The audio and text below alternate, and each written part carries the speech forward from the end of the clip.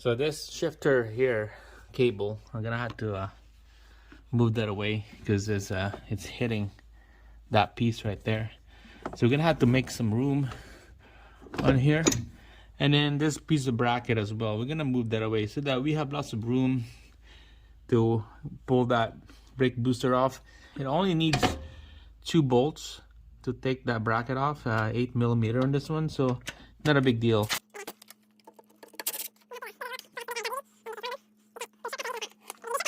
We're gonna take out this bracket here now. Now we got lots of room now, better than was before. Just push this cable away. You don't need to disconnect this. All right, here we go.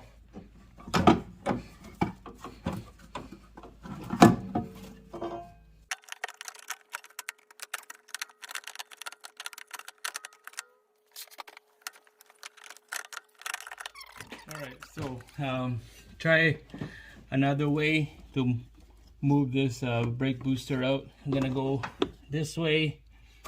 Here's that plunger right here. So let's see if we could move this out of here, going this different way. So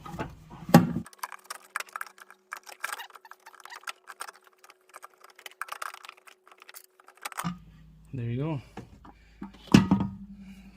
That's what we want. Take this out of here. So make sure to install a new one back in. It goes like this, okay, in an angle, and then put it in, and then you shove it in, and then you turn it in this way, like that. So make sure to remember how it goes in. All right, here's a new one, and here's the old one. We're gonna compare, make sure it's the right one that we got.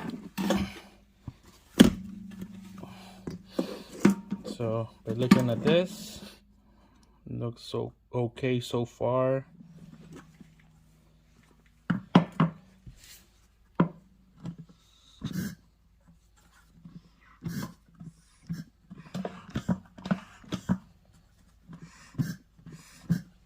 Sounds the same.